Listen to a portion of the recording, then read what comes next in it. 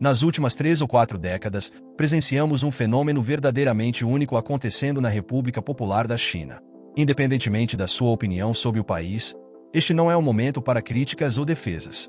O importante aqui é observarmos um desenvolvimento econômico que atingiu patamares que, na época, ninguém considerava possíveis. Poucos compreendiam o que os chineses estavam fazendo, e tudo aquilo era apenas o começo. Talvez você nem desse tanta atenção, afinal, era apenas mais um entre tantos países pobres buscando estabilizar sua economia. Se tomarmos como referência o crescimento econômico e a capacidade de tirar pessoas da pobreza, os números são impressionantes. Estamos falando de mais de 1 bilhão de pessoas, algo em torno de 4 ou 5 vezes a população dos Estados Unidos. E o mais impressionante, eles não apenas alcançaram esse objetivo, mas agora competem de igual para igual com os Estados Unidos nos níveis mais avançados de tecnologia. Como imaginar que isso seria possível? Hoje, onde antes víamos dependência de empresas como a Intel, eles já possuem suas próprias equivalentes e, em alguns casos, estão na vanguarda. Um exemplo marcante disso é o setor de veículos elétricos. Cerca de 10 ou 15 anos atrás, as grandes montadoras globais começaram a investir em programas para desenvolver carros elétricos, buscando alternativas aos combustíveis fósseis. Muitas iniciativas surgiram nesse período, mas os resultados obtidos pela China se destacaram. Seus carros elétricos não apenas são melhores, mas também mais baratos do que os produzidos em qualquer outro lugar do mundo. Eles venceram a competição. E agora, o que fazer diante disso? Em situações como essa, a reação dos Estados Unidos tem sido recorrer a tarifas comerciais. Quando empresas estrangeiras se destacam, a resposta é dificultar a entrada de seus produtos. Atualmente, a administração Biden aplica uma tarifa de 100% sobre os carros elétricos chineses.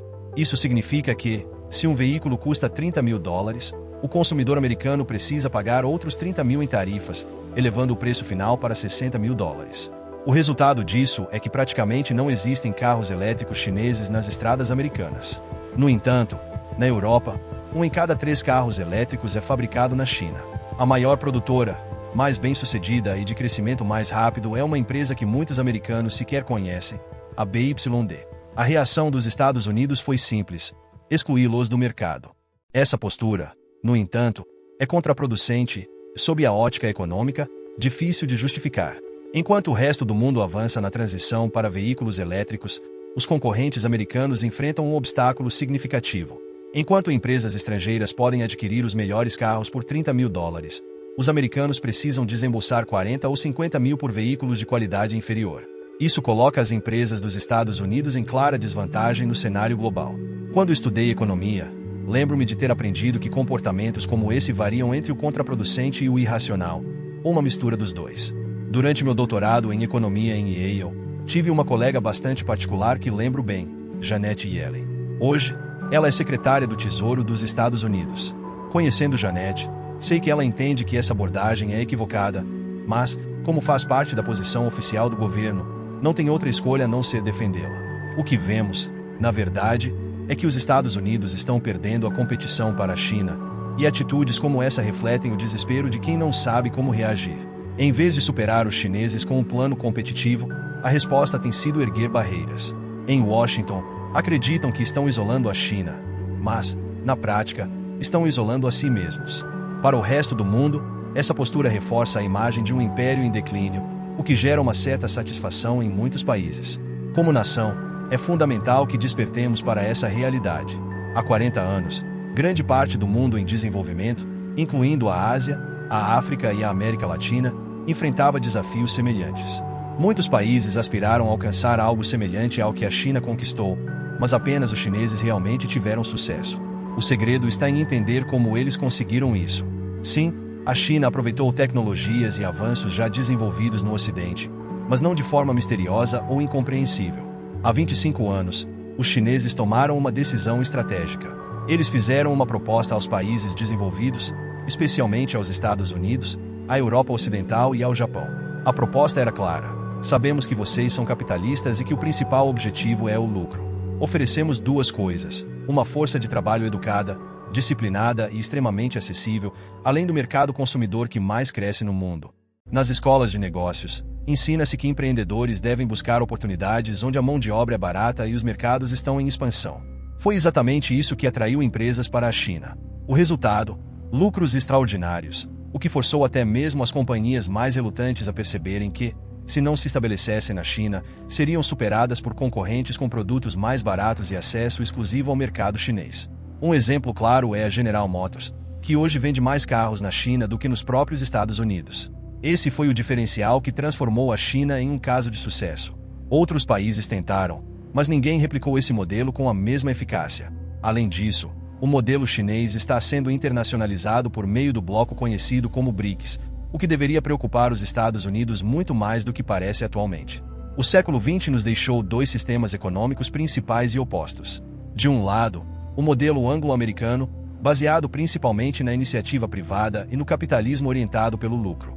De outro, o sistema soviético, que propunha como alternativa um modelo focado em empresas de propriedade e gestão estatal, especialmente no setor industrial. Esses sistemas, em muitos aspectos, eram polos opostos. Ao longo do tempo, surgiu um grupo de pessoas que não estava totalmente satisfeito com nenhum dos dois principais modelos econômicos do século XX e buscou algo intermediário, uma espécie de híbrido que combinava o melhor de ambos, descartando as partes menos eficazes. É possível argumentar, e com fundamento, que foi exatamente isso que o Partido Comunista Chinês fez. Muitas vezes esquecemos, mas não deveríamos, que nos anos 1960, a União Soviética e a China chegaram a se enfrentar militarmente. As divergências entre eles eram tão profundas que levaram a conflitos armados e feridas mútuas. Portanto, não é surpreendente que os chineses tenham tomado uma decisão estratégica: abrir as portas para empresas estrangeiras. Tragam sua tecnologia, disseram, porque vocês estão mais avançados do que nós em muitos aspectos. Se analisarmos as publicações chinesas da época, encontraremos diversas reflexões sobre isso.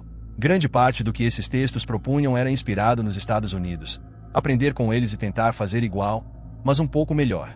No entanto, a maior parte do progresso chinês, cerca de 90%, baseou-se na absorção de conhecimento norte-americano. Eles pagaram por isso de forma convencional, sem subterfúgios. A narrativa de que os chineses roubaram tecnologia é simplista e equivocada. Nenhuma empresa americana foi obrigada a se estabelecer na China. As que decidiram fazer isso aceitaram os termos de um acordo claro.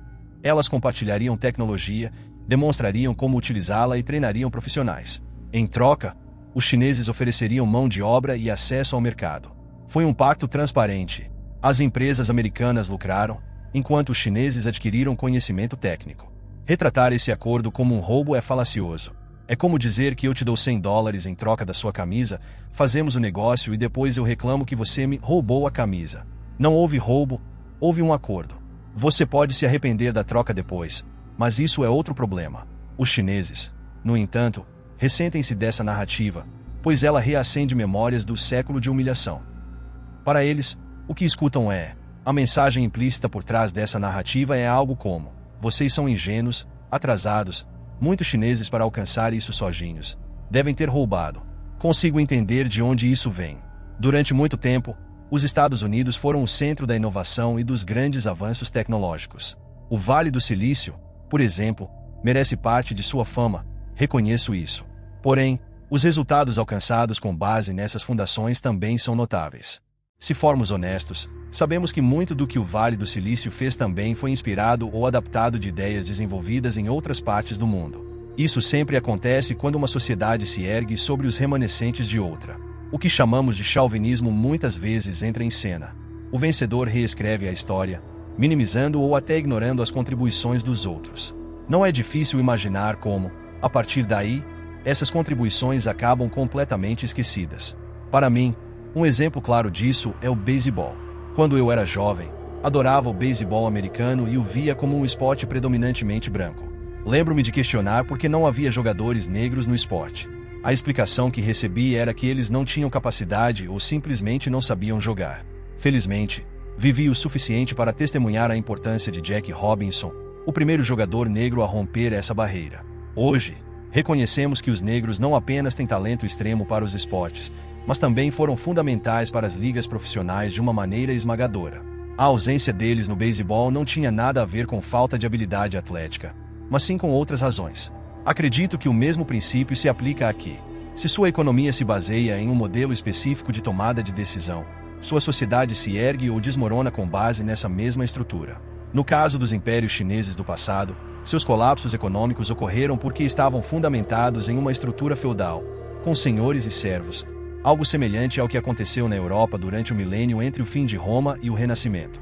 Independentemente de como você prefira datar esse período, o sistema feudal europeu, que permitiu grandes feitos, também carregava as sementes de sua própria ruína. Por que menciono isso? Porque o mesmo raciocínio se aplica à história da China. A China busca aproveitar todos os benefícios do capitalismo privado, como a modernização industrial, que são inegavelmente significativos. No entanto, por causa de sua ideologia, eles também entendem que os mesmos fatores que os impulsionam podem se tornar a fonte de sua queda. Por isso, precisam estar atentos, reconhecer os sinais e agir antes que os problemas surjam.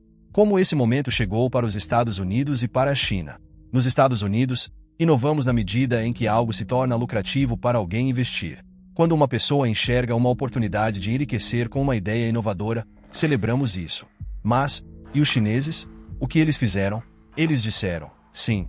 Mas se esse for o único foco, se o único plano de inovação for baseado no que é lucrativo para o setor privado, perderemos oportunidades, deixaremos de investir em áreas promissoras e isso nos prejudicará.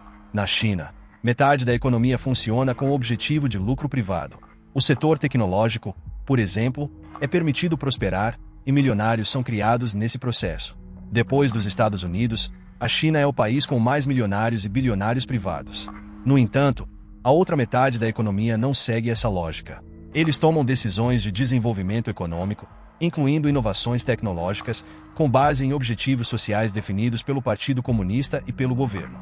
Por exemplo, se desejam superar os Estados Unidos em áreas específicas e não têm empresas privadas dispostas a liderar esses esforços, eles simplesmente assumem a responsabilidade. O governo faz o trabalho e talvez, mais tarde, empresas privadas se interessem. Se isso acontecer, eles passam para outras prioridades. Nos Estados Unidos, o sistema econômico é estruturado de forma que oportunidades que não são imediatamente lucrativas para o setor privado acabam sendo deixadas de lado. Isso não significa que essas oportunidades não existam, mas que elas permanecem apenas como sonhos distantes, raramente sendo concretizadas. Por outro lado, na China, a pergunta é: o lucro é essencial? Sim, mas ele não é o único fator decisivo. Para eles, o lucro é apenas um dos diversos objetivos dentro de uma estratégia muito mais ampla. É isso que eles querem dizer quando mencionam o socialismo. Trata-se de uma abordagem que vai além da busca exclusiva por ganhos privados, algo que predomina nos Estados Unidos. Enquanto nos Estados Unidos a inovação é orientada principalmente pelo que gera lucro para indivíduos ou corporações, na China, as decisões econômicas são direcionadas por metas sociais e pelo bem comum, sem depender apenas da rentabilidade imediata. Esse modelo permite que a China invista em áreas que o mercado privado poderia ignorar ou subestimar por não oferecer retorno rápido, mas que são cruciais para o progresso a longo prazo do país.